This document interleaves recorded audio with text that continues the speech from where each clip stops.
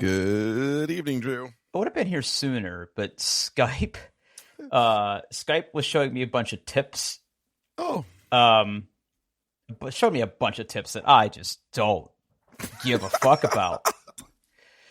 Oh, buddy, you sound a little rough. You okay? Yeah, my voice was a little thrashed. I was at a work event, and those usually happen at bars. Like this one gets a little rowdy. And it gets a little rowdy, and my voice is a little thrashed. But it's much better now than it was an hour ago. Let me tell you that. So let's see how this goes, Drew. Did you do a bunch of vocal exercises to warm up? Try and drink a lot of water. Do a lot. Mm-hmm. Yeah. Cool. Yeah. Big turnout for the event. Yeah, it was pretty good. It was good. Bittersweet event, but still. Uh-oh. Yeah. That means you had a going away party. We did. Yes. Yes. Yep. I remember that. Yeah. It was not as big as rambunctious as yours, but it was still pretty good. Mine got sloppy. I did not personally get nearly well, yeah. So that's actually a pretty fun story. So my last day, I got to work like at 7:30, like I normally do. And like when you got there, you're like, so when you want to go to lunch? And like at that point, all of my stuff had pretty much been handled, or at least documented and handed off. So I was on a glide slope. I had to come back and help with something after my last day, but that's a whole nother story. But you and I went to lunch, and we went to the Dublin Village Tavern, and we just started drinking. We did. We just started drinking right then. And I think we had I had two drinks there. And then we went to the, which isn't there anymore. We went to Brazenhead, and that's where we all sat on the patio, and it was a good turnout. It was a good time. Oh man. Cool. Well, I'm glad you had a good time. And again, you're playing hurt, man. I love the dedication to your craft. Hey, I do it for, why do I do it? I don't know why we do this. I mean, I don't know why we do this. I do it because I get to talk to Drew every week. Well, I mean, I enjoy you too. Mm-hmm. I enjoy you as well. Okay. I don't have a ton. Mm-hmm. I do have a late edition of something that's stuck in my craw, but I had another late edition as well. Mm-hmm. Okay. Mm-hmm. Well, there's stuff that you want to talk about, so let's dive in and let you go. Okay, so the first one should be relatively quick, I think. I know in previous episodes I've talked about my frustration with trying to listen to music on my HomePods Mini in my office. Apple Music was the best option, but it was often lacking in the interface to play music part. I really like Spotify better. I think Spotify has better recommendations. I think Spotify has a better user interface. Except, please, Spotify, if you're listening, tell me how much money I have to give you extra a month for you to never show me a podcast again. Like, just tell me what that number is. We'll see if we can make it work. But anywho, there's a company called Rogue Amoeba. They make audio software for Mac. In fact, I'm using one of their products right now. I use Audio Hijack to do all the recording of this podcast. Right. They've had a tool called Airfoil, which just got an update, and it does exactly what I want it to do. It is an application that you launch, and you basically say, hey, pick an application that's running on your Mac that is playing audio. In fact, if you go to the screen, go to the page, the screenshot of the application shows Spotify. And then you say, hey, here's all of the audio outputs that I detect on your network that are all like AirPlay compatible, including, and here's the big update, HomePod stereo pairs. Oh. You pick it, and then it just takes the audio from that application and puts them on the HomePods. And it works. There is like a bit of a delay, but it's not like the multi-second delay from my Rube Goldberg machine that I had set up earlier. It's great. It does exactly what I want, exactly the way I want to do it, and I am very happy. The nightmare is over, Drew. It's good. Okay, it's good. so diving in a little bit here, I do have a couple questions about this. Mhm. So the first one is looking at the website that you put in the doc right now, and there's a free download and a purchase option. What do you get for free? You get 10 minutes of audio before it starts putting noise over top of it. Oh, wow. It's enough for you to go, this does exactly what I want it to do. Here's $35. Yeah. $35. Okay. I mean, that's cheaper than most AAA software these days. Yeah. I mean, Rogue Amoeba has shown up in our podcast a number of times. And they make really good stuff. They do. So this, I take it, creates like a virtual audio device and just basically streams to these things. Now am I correct in saying that you can stream to more than one thing at once? You can, yes. So I have a couple Sonos devices, I have a couple HomePods minis. Wow. So is it only network devices though? I don't know so it does Bluetooth, it does like Bonjour devices, or like AirPlay devices. So I mean, if you're curious, I would download it and see what it finds on your network, right? Like, so what's interesting here, right, is I'm looking at the screenshot and it says like, hey, computer internal speakers, and then groups, whole house, and Airport Express. So I guess it could play through all of those things. Yeah. And you can make groups if you want to say like, hey, these are in this room, and then play your computer audio, or like Spotify from your computer to a group of things. It manages all that. Yeah. Airfoil satellite app. It does say that it does Sonos devices right in the copy of the thing. So this might be worth investing in. Yeah. So I could get a couple more HomePod mini, stick them in my office, in the corners of my office here, and have like a really nice like listening setup. Yeah, absolutely. Like it does introduce like a little bit of a delay, but it's like less than a second. Simply because it's doing magic, but I don't find it's not so much of a delay when I click on play or pause that I think something's broken, which is my threshold. Like if I don't click it twice because I think it's not working, you're good. So yeah, Airfoil by Rogue Amoeba. They make good audio software for the Mac. And I own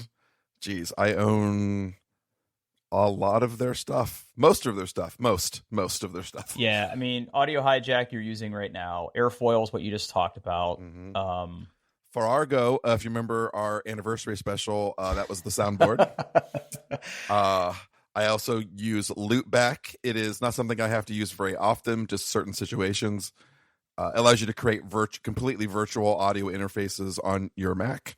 And I also use SoundSource because I think it's a better user interface to change audio inputs and outputs than the built-in Mac version. So yeah, I've given them lots of money in the past. They're good. I love Rogue Amoeba. They're wonderful. Cool. Now, again, sorry, I flaked out there for a minute. Now, is there a delay through the audio? I would say it's about a second.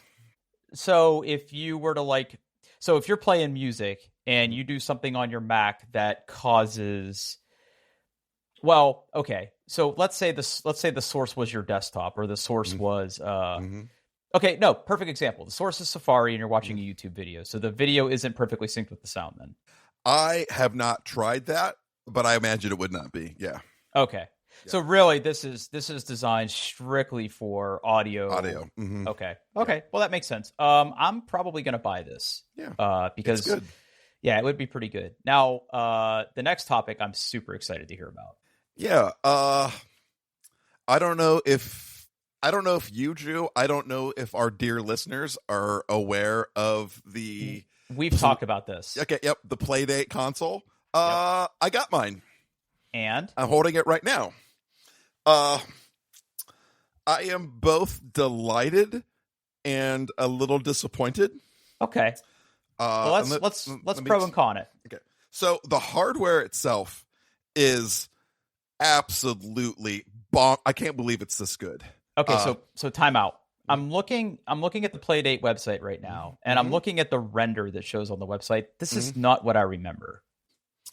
No, this is exactly what I remember. This is pretty much what they were going for from the very beginning. The small. I don't remember like the metal pieces. So the design kind of evolved as they learned how to manufacture this device in another country. It's in Malaysia. They assembled them in Malaysia based off the parts that they had. So yes, like the little rivets in the corners, I do not believe were there in the original prototypes, but they are there now for I guess just for manufacturing ease, or someone thought they looked cool. I don't know. I mean, I guess like the rivets, like they're holes all the way through, so I guess you could make it a keychain or something. I don't know. But it feels premium. The plastic is extremely it feels nice. It's sturdy. All of the buttons have a great feel to them. The D-pad is, while small, is really clicky and responsive, and it's got a nice, it rolls nice. So if you think about that Street Fighter Fireball move, that feels real good. The crank feels like I can't imagine a crank feeling this good. It's wonderful. It's perfect. The screen, while 1 bit, right? A pixel is either off or black. That is all it does.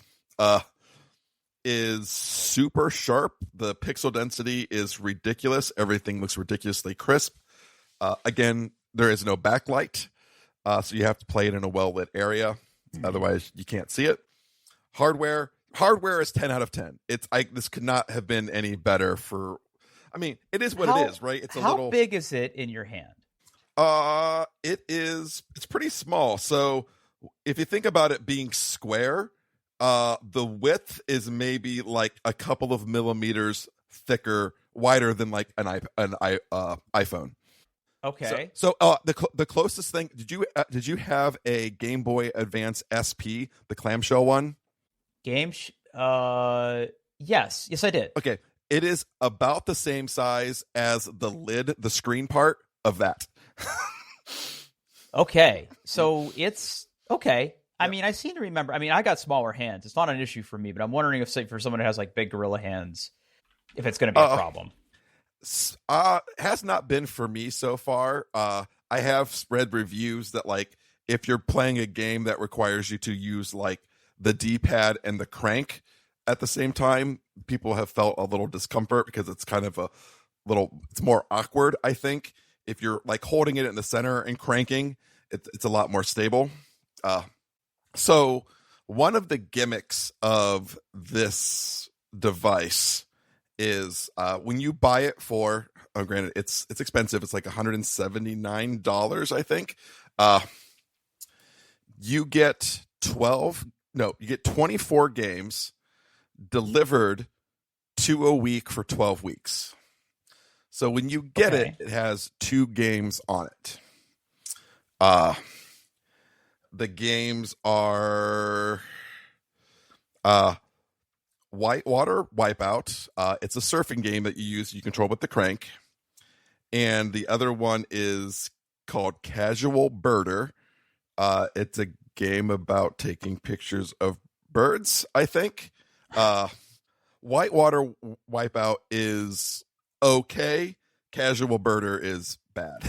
Casual Birder is bad. Okay. Yeah, at least I don't think it is good.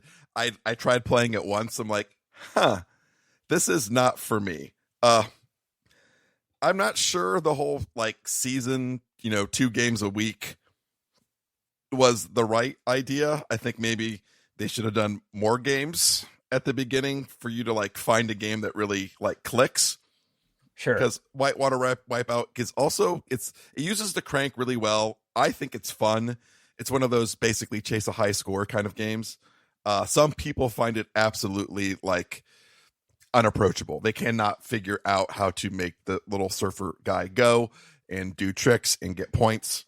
I am not that bad, but I think it's fun. It's fun for a few minutes. There's also some third-party games that are out there that are available.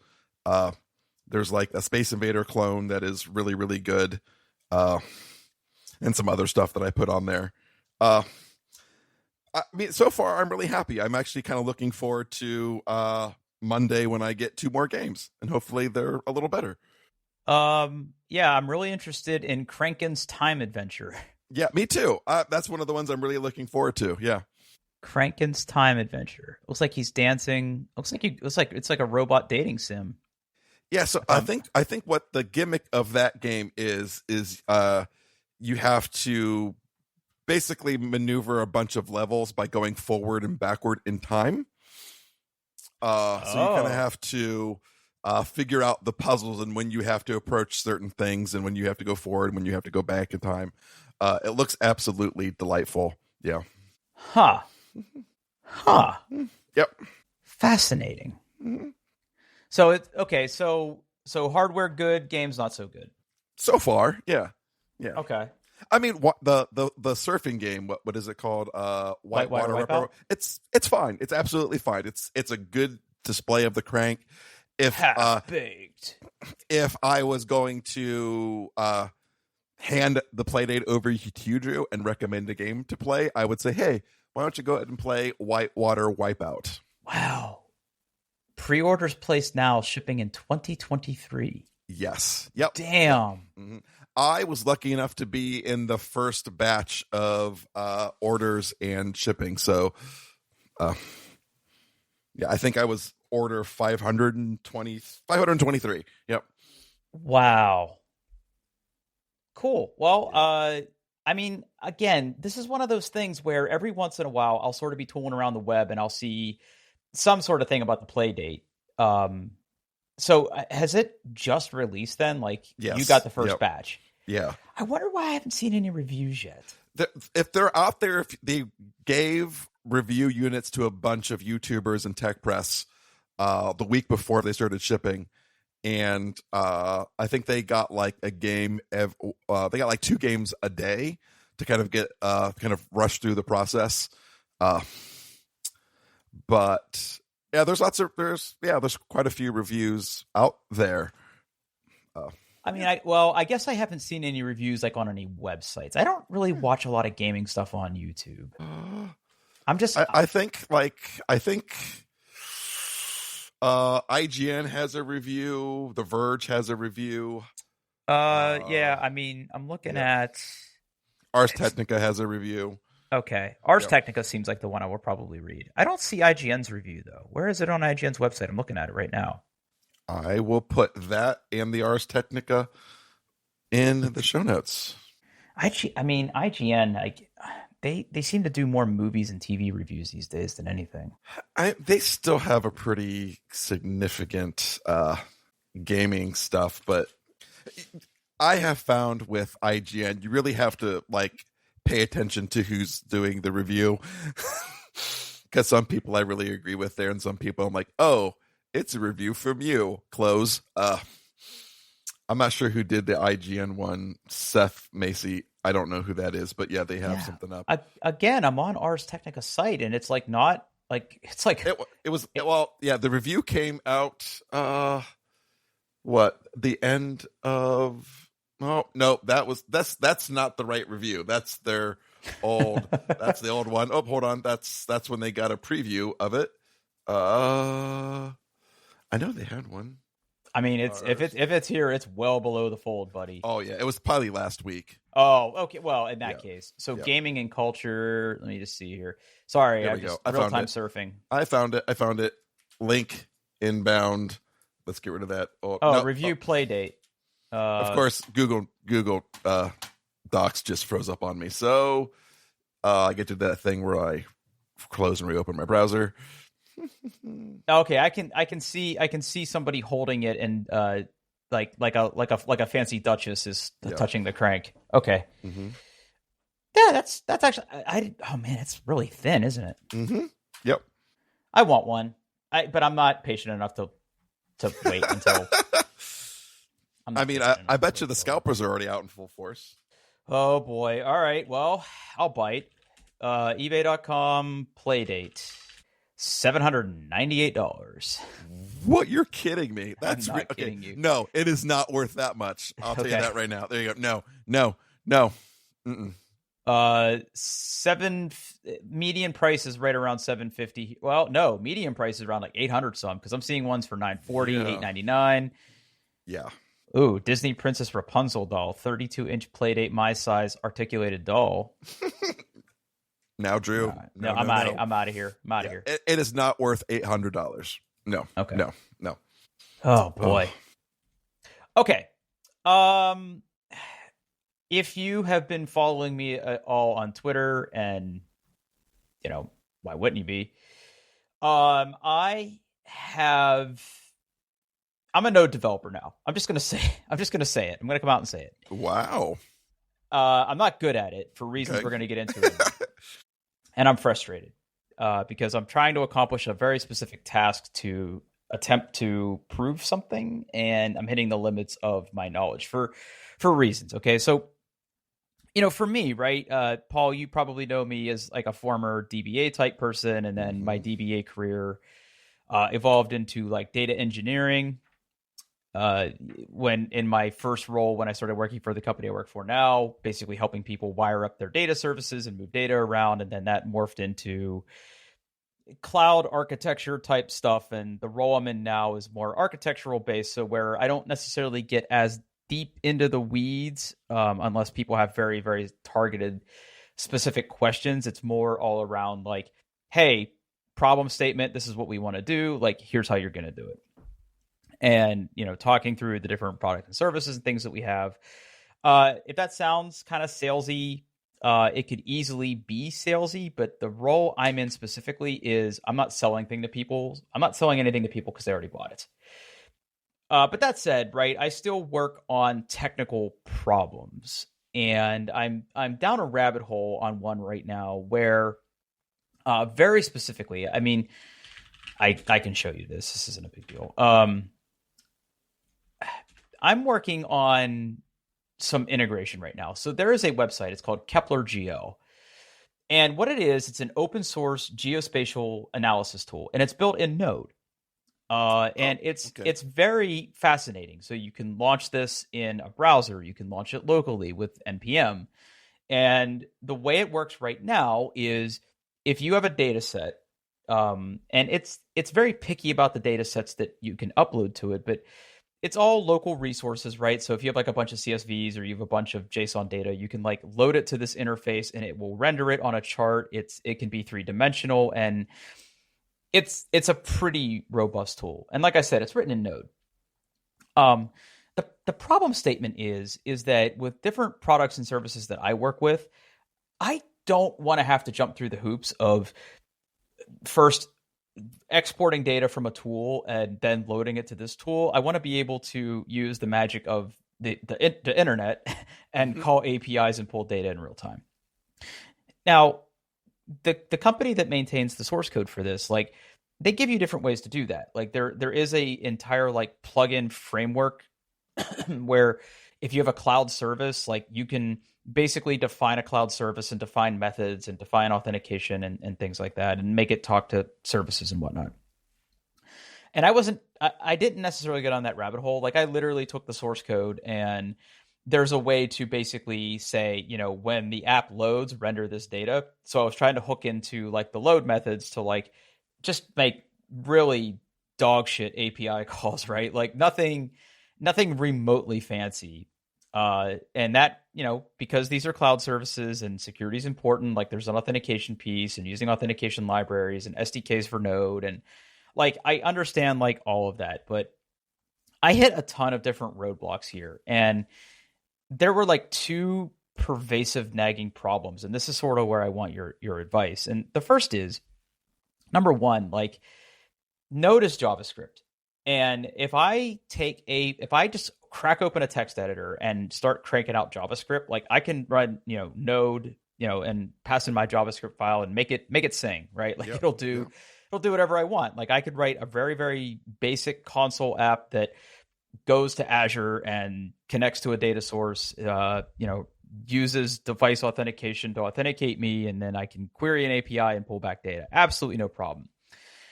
Because now, and again, right, the problem is that this isn't just Node. right? So it's Node that's using React that is using Express as a web server, right? So like already I'm wrong-footed because it's frameworks on top of frameworks. You have server-side Node, and then you have client-side like React stuff as well. Yes. Yeah. And I don't know React, right? Like I do not know that at all. User interface stuff is not anything I've ever had to deal with. React is not for beginners either. Yeah. Just like digging in and looking at how things sort of stitch together with that. Like I have a vague idea. So there's that pressure, right? Where it's that pressure where I'm banging my head against something, wondering like, number one, am I doing this right? And if I am, if someone going to look at this and says, what's this clown shoes motherfucker think he's doing? Right. It's like, I have no idea what I'm doing. But the bigger issue I was hitting, right, is you have server side Node and then you have client side React. And, again, when I'm running these apps locally, just writing a really dog shit JavaScript file and then try to translate that to this app, just like absolutely getting crushed by cores, right? And like that's where I spent most of my day yesterday. And yeah, cross origin resource sharing. I couldn't remember what it was stand for there, but like my main issue that I was hitting was like I found a way to drop in the code and it was trying to reach out, but like the web server's running on localhost and it's trying to call like Azure resources and come back to this thing. And Azure's like, nope, I'm not going to allow cross scripting requests for that. And it just wasn't working. And there has to be a way to do that local development. And like I spent all day yesterday reading about like, here's how you can proxy Express or here's how you can proxy React. And I was just like, nah, like I just got so done. Yeah, for the local stuff, you're probably going to have to use a proxy like that. There's really not much. There's really not a good way around it when everything's coming from localhost. Yeah, but I guess my problem was I don't know where to put that proxy. Do I put that proxy on the Node server side? Do I just like stand up a proxy server on my machine? It's really hard to tell because I'm not sure exactly what you're looking at, whether you're doing something like Webpack or yes, it's Webpack. Geez, it's been so long since I've done Webpack stuff. This is. Yep. And again, right, I didn't necessarily make this choice. Like this is built on top of like the Webpack, and I think they technically call it middleware, but this thing is built on top of Webpack. So like if you go to that website and you click on the GitHub link, like if you pop into the examples folder and you look at the Node app, like just take a peek inside of there with like Webpack config and server.js and all the different things that it's doing. And I understand about 20% of that. Yeah, it's like you've jumped right into the deepest end of the JavaScript pool. Like there is no lifeguard on duty, Drew. Like I know. And there isn't a lifeguard duty within like my immediate circle of people that I can talk to about this either. Like we obviously have very talented devs that I could probably find and ask, but woof. It makes me want to learn it because Node is a very popular language for web application development. Most of my development that I do is data analysis and writing Python and writing Spark. Like I could do that all day.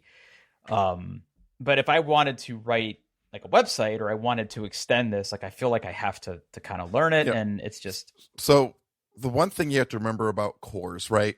So Cores is a browser security tool, right? Which only allows you to essentially make API calls for resources you have requested. There's essentially two ways around it. One, if you control the resource that you are calling, you can basically have this like so. If you control the entire stack, the server, the API that you're calling, right? If you control that, you can basically configure that server to return the right set of headers to make the browser happy. Okay, it's all HTTP header based. The other ways, like say like you're calling a third party API that you do not control, you can't make it do a course header. What you basically have to do is you have to play with the system. You have to make an API locally that you do control that proxies to that other API. Because remember, if you make the cores is browser only. So if you make a request from the browser to an API on with like the same host name that you can control, and then that is what makes the the Azure call or whatever. You won't have the problem there because that's server to server. There is no browser. There is no CORS involved, right? CORS is literally the browser looking at the header and going, "I'm not allowed to do that." So and then okay. stopping. So theoretically, right? Just let me talk you through my process here. So if I were to take the existing node sample that they have here and I were to add a route, Yes. or add a route that basically is what my web server would call. Yes. And then that endpoint calls like the login services for Azure AD. It should work. Yes. And then you make your React code call that new route, like that API route, and get the data. So yeah. Interesting. Interesting. And then you don't have CORS because you're calling your own APIs from the browser, and then it's turning around and calling, and then they don't have to worry about it. So okay. Yep.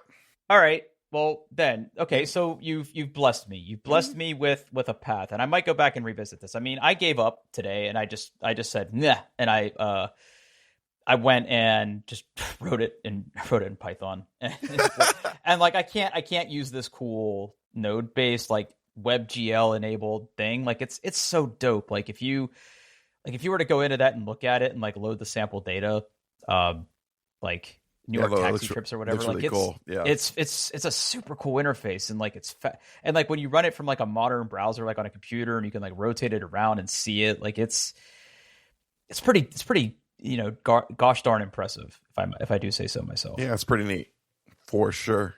Yeah. But then again, like the problem of that is like, okay, so if I were to sort of hack this thing and like make it do what I want to do, then I have to basically like throw it on GitHub and like tell people like, okay, so here's how you're going to do this. And here's the environment variables you need to set. And here's all the, I think this requires like 1 gig of NPM packages. So it's like, yeah, it's messy.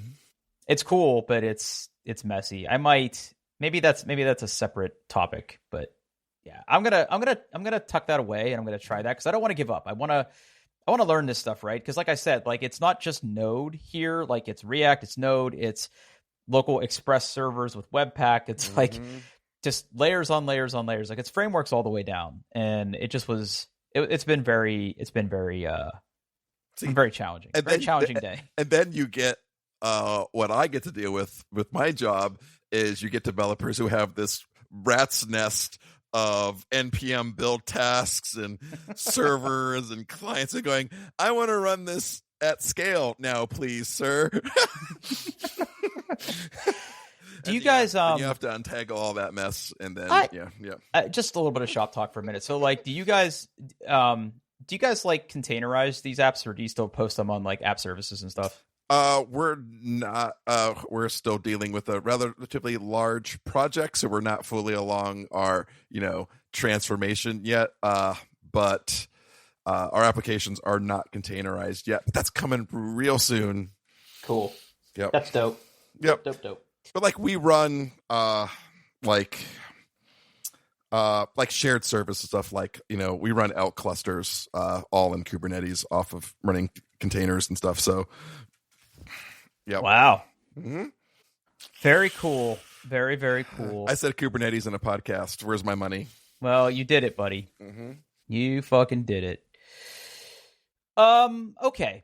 Let's talk about other fun stuff. Okay. So, all right. I put this on here for a couple of reasons. One, I want to talk about my travel anxiety, and two, I want to talk about a cool thing I'm going to be doing. And it looks like you also have something cool you want to talk about. But I'm going on a trip here soon. I don't want to give dates because people will be creepy. Business trip? Yes, this is a business trip. Okay. Business is happening. I have not been on I did go on a business trip that was within driving distance late last year. But that was like an out and back thing. Like it wasn't like a super big deal. This is like a full blown like business, capital B, where I will be going overseas. It's going to be exciting. Again, not going to give overseas. Nice. Overseas, okay. Yes. And all that entails, like pre-flight COVID testing and landing COVID testing and hotel quarantining Wow. and getting tested to come back. Like it is a thing. And my travel schedule, I'll tell you off air, it's brutal. It is brutal. Brutal. Yeah. It's gonna be very long travel days.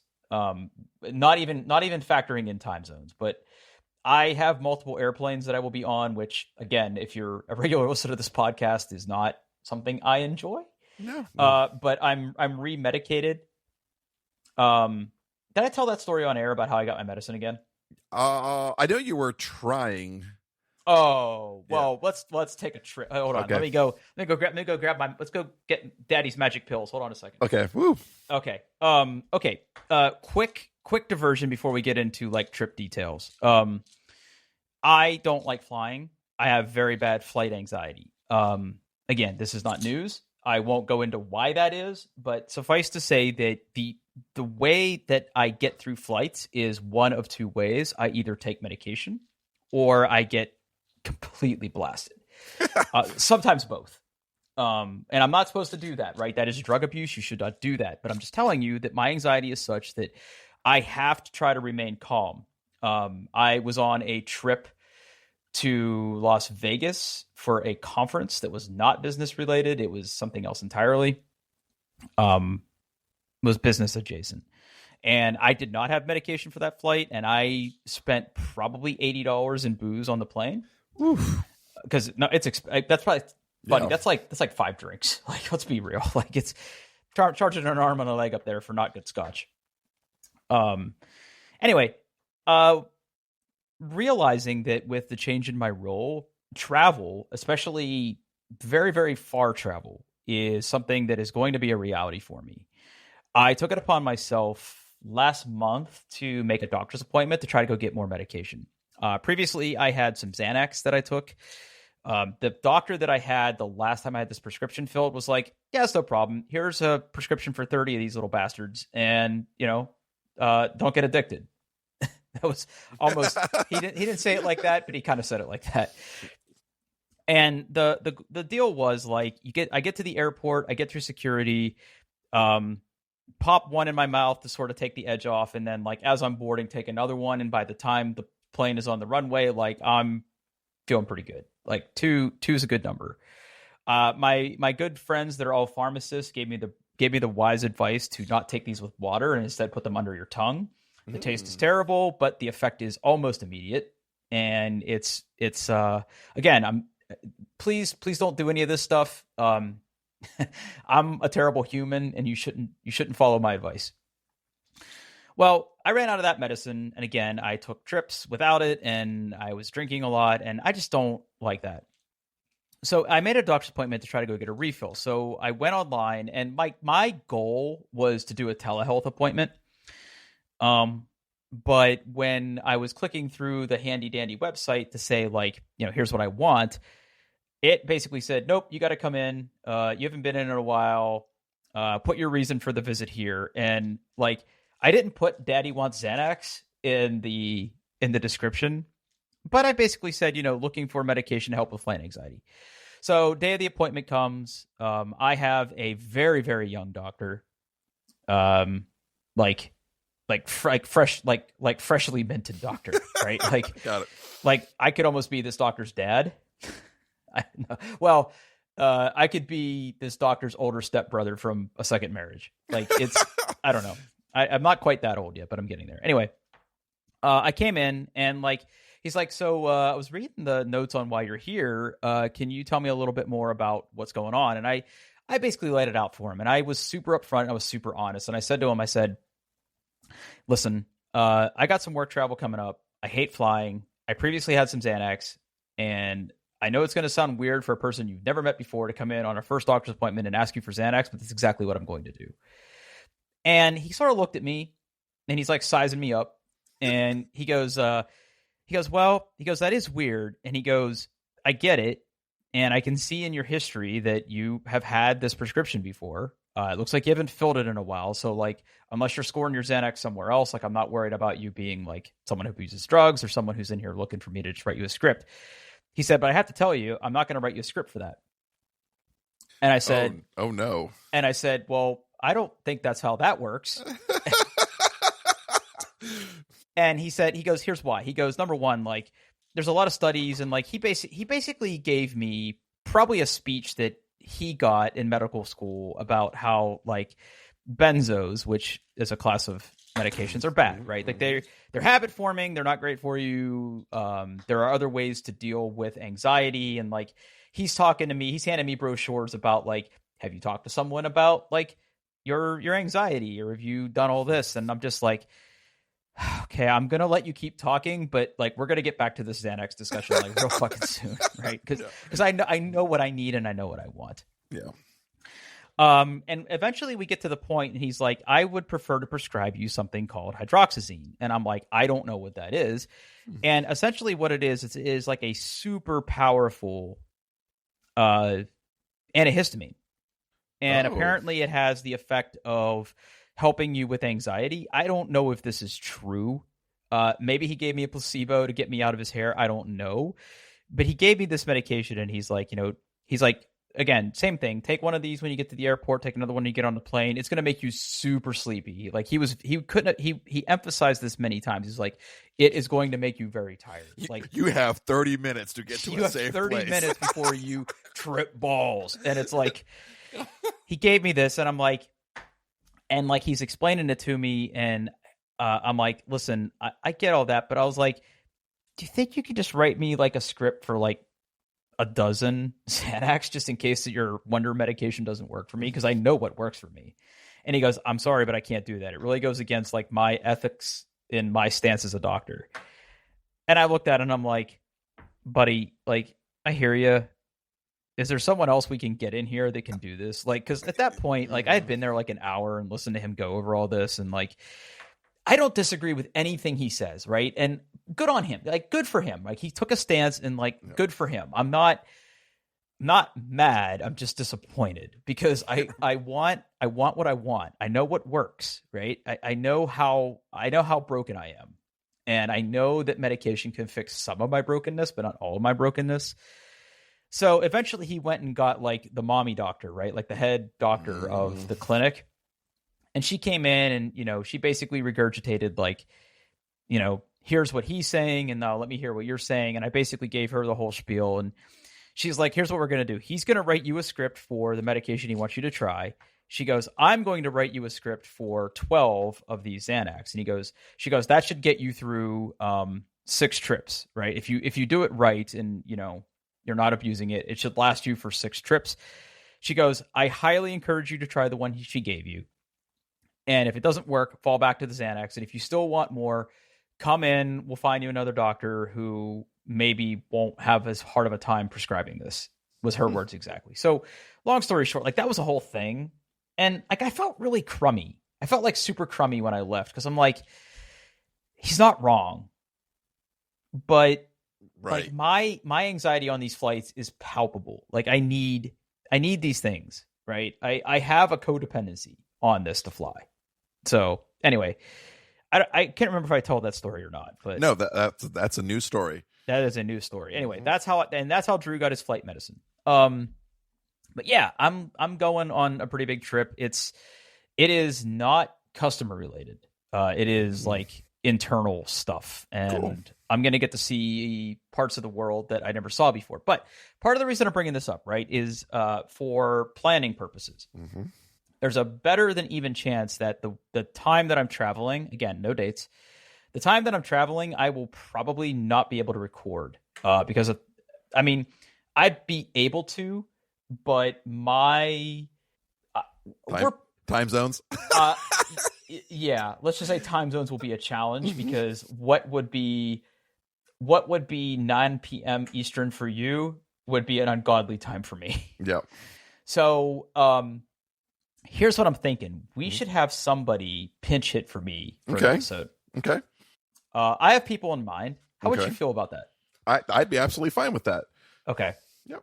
I have somebody that I think can step in and sub in for an episode. And again, no topic is taboo. You could talk shit about me for 60 minutes if you want. Oh, we absolutely will. Don't worry.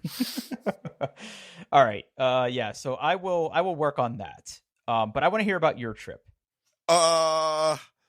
We have I mean me and my family, my wife and two lovely children. We are planning a family vacation to the place where families go on vacation. Oh, The Walt Disney World Resort. Walt Disney World. Mm-hmm. Okay. We have actually never gone as a family. Every time we've thought about going, there's been either health issues or other commitments or family stuff, or it can be difficult because my wife's a teacher and like to find the time we needed to go. And we were going to do it. We were going to start planning a vacation right when COVID hit and everything shut down. So we kind of put it on the shelf for a couple of years. And we are doing it. We've actually bought our plane tickets. We know what dates we're going. We haven't quite settled on where we're going to stay on the resort yet and what exactly we're doing, but we're working with a wonderful travel agent. And yeah, it's going to be exciting. Now, have you been to Disney? Not for a long time, not since I was a teenager. Wow. I've been to Disney probably 3 times. I went once when I was in high school. Yep. For a choir concert. Don't What? Don't laugh. I'm not laughing. I went when I went in high school to march in a parade as part of the band. So, and like it was one of those things where like we got there like the day of the competition and like we had to like literally throw our shit in a bunch of hotel rooms to get changed and like go perform, and then like the next day we were able to go to the park, and then like we literally came back the next day, and we went by train. Ooh. Ugh. No, trains are not fun to travel on. I'm sorry. At least not in the United States. Well, this was back in the day, and it's like literally like 100 sweaty, gross, like pubescent high school kids on a train, right? Like, right. If I have no problem with trains, like traveling overseas on trains is pretty awesome. Okay, Amtrak can be iffy. Overseas trains, I've seen videos. They look very nice. They are not Amtrak. Not for nothing. Like I'm seriously debating like the next time I have to go across country for something, doing one of those sleepers. The biggest problem with Amtrak is like on huge like everywhere but New Jersey, Amtrak doesn't own the tracks, so they are second class citizens on other networks. Yeah. So like hot freight trains will take priority. So it's not uncommon for like an Amtrak train to like sit in a siding for other trains to go past it, which makes them late. They're just notoriously late because they don't have the highest priority on certain sections of the lines. But anyway. Okay, so you're going to Disney.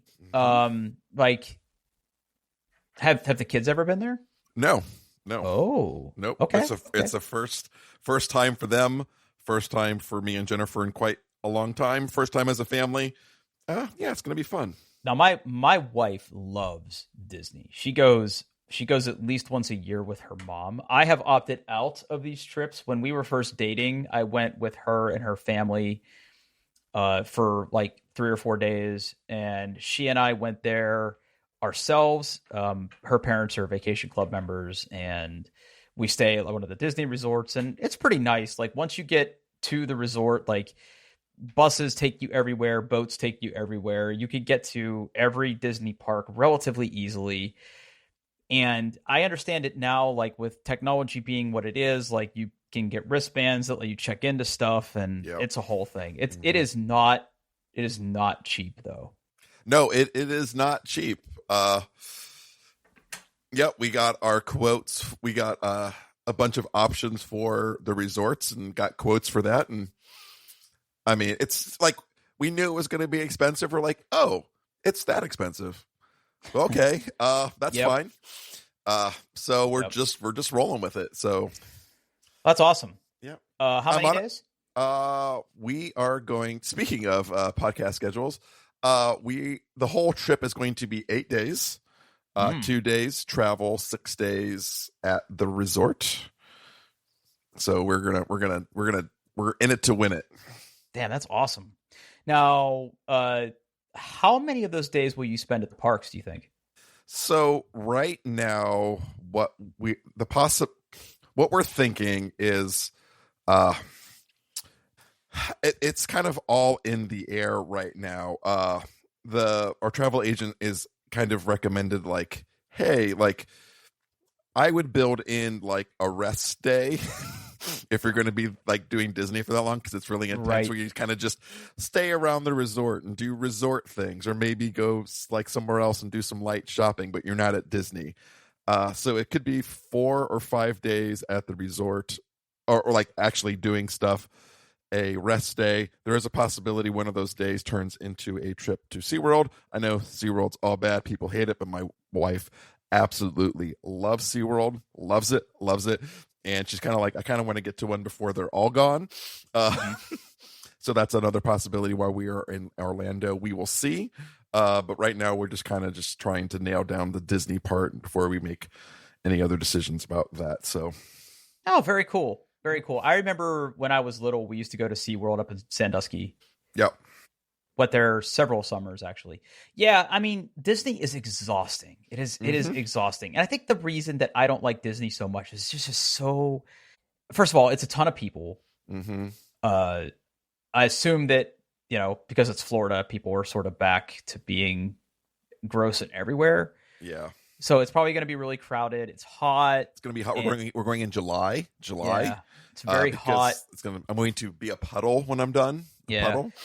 And it's just a whole, it's so much. And for me, like a great vacation for me is going somewhere and just being by a pool or being by the beach. Like that's me. Okay, so I hate those type of vacations. I just do. I don't like the sitting at the beach and doing nothing. I am much more about the like going someplace to do something. I like places like Washington D.C. where you look a lot at museums. I'm excited for the Disney trip because like this is the kind of vacation I get excited for. We get to go and like just be overwhelmed with choice of what we're going to do. Now, we're not going to be that family that goes through and like plans everything down to the last possible minute and tries to like say, I want to do this, and this. We're trying to be realistic and say like, hey, let's just pick like one or two things at each park that we really absolutely have to see, and everything else we're just kind of like just wing it and let things happen and see what's available, or like what we can get in with our little genie pass thing. And yeah, so that's kind of the approach we are taking. I don't want it to be anxiety. I kind of just want to be like, oh, what is that? Let's go do that. And then not be upset that like, if I don't make it to the Star Wars Galaxy Edge thing, whatever, I don't care. Like, yeah, I mean that stuff does look cool. Yeah. I've also heard like the ride there, that the big attraction ride is like one of the least reliable rides that has ever been made. So, here's the thing. A couple things for you. I'm with you. While I prefer to sort of be a lump on vacation, again, as someone who has traveled overseas and done things and gone to like speaking events and gone to things where you go to like the dinner or tours and stuff like that I'm good with. Like I could go to DC and go to museums all day. Like just Disney, because it's so goddamn commercial. Yeah. And I think that's the part that really rubs me the wrong way. But I just put a link in show notes because this is sort of fresh on my mind because I watched this not too long ago. There is a YouTube channel called Defunct Land. Mm-hmm. It's a really cool YouTube channel. I'm subscribed to it. It's actually really, really good. They did a very nice documentary like style video on the history of FastPass at Disney and like how they sort of pioneered that. Yeah. So like you could sign up for rides and come back later. It's actually really cool. I mean, there's the tech of it, I think, is what I find fascinating. And they threw all that technology away and rebuilt it from scratch. Yes, exactly. Yes. So that again, the word is complicated history. Yep. Mm-hmm. But that's a really good YouTube watch if you got a hankering. Because now it's Genie Plus.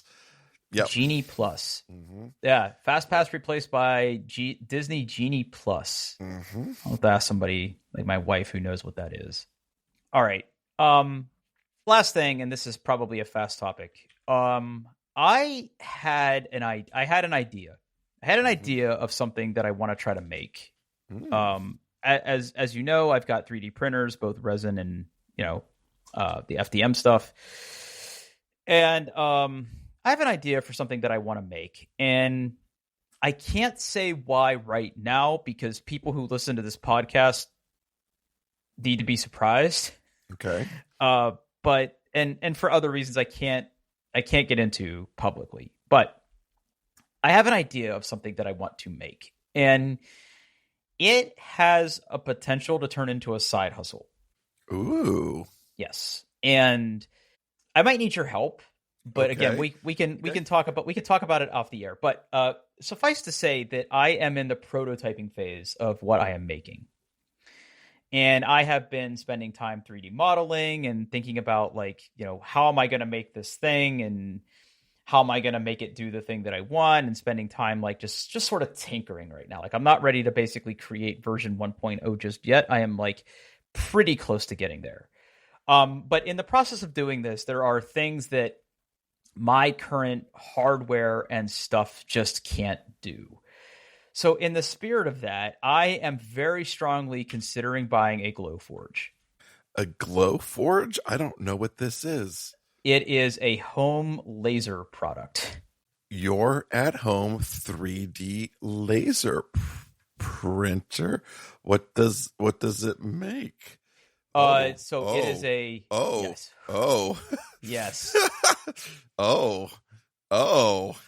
So it is an engraver, a cutter. Uh-huh. It is so engraving, laser precision, you basically draw these things and then you can print stuff out of all sorts of different material. You can cut wood, you can cut plastic, you can engrave all this stuff, you can engrave metal, you could do all sorts of cool stuff with it. Now, if you click on buy Glowforge. Okay, I was gonna say, I might wonder how much these cost. Oh, they're not outrageous. Now, here's the thing. These are not commercial units, right? These are for people who are working out of their home or people who want to do a very specific task that require these things. So the cheapest one is $4,000. The most expensive one is $7,000. If you scroll down to the bottom of the page and you look at the options, I'm pretty sure I fall into the plus category. Just because it's the same laser tube power, but you get a longer warranty and you can get faster print speed. You can get faster gears and motors and things. The only thing about the Pro that I think is pretty cool is if I wanted to do something truly massive, which I don't think I'm ever going to want to do, but again, it's a very long time. You can do pass through. But the one thing that the Pro does that is appealing is that if you are cutting and not engraving, it's 20% faster than the Plus. But anyway, I'm seriously considering this because I have seen people on TikTok talk about these things. I've seen YouTube videos about it. I've watched sort of how they work and how they come. And the biggest thing is you need ventilation for this, and it comes with I see you can buy the air filter.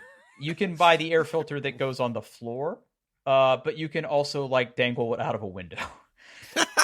Nice. Yeah. So anyway, I just thought this was pretty cool. I'm going to be looking into this a little bit more. I do not have $5,000 to spend on this right now, but this is rapidly climbing up my list of things that I would like to get. I'm surprised how looking at the photos, it's big. Yeah, it's a big boy, right? I mean, it looks like a very, very wide inkjet printer. Mm-hmm. And honestly, if you watch YouTube videos about it, kind of the same setup in there. It's got a pulley system that sort of goes back and forth for the laser head. It's got the X and Y axis for cutting. It does not do it doesn't do three. I mean, it's not X, Y, Z. It's just X and Y. So literally, it's just a laser head that kind of travels a path on there. So very similar to how you do 3D modeling with 3D printers. You build your model, you build your pieces, and you say, okay, go print this. So anyway, I'm looking at that. If I'm not anywhere close to buying it right now, but If my prototyping pays off and this turns into something that I want to do more of, yeah. No matter which Glowforge you choose, you can use materials. What size materials? Plastic, leather, acrylic, hardwood, fabric, even chocolate. I can cut chocolate, Paul. I'm down. Yeah, I can cut chocolate. Wood, fabric, leather, paper, plexiglass, Delrin, mylar, rubber, corian, like the things my counters, well, not my counters, my old counters are made of, foods, and more.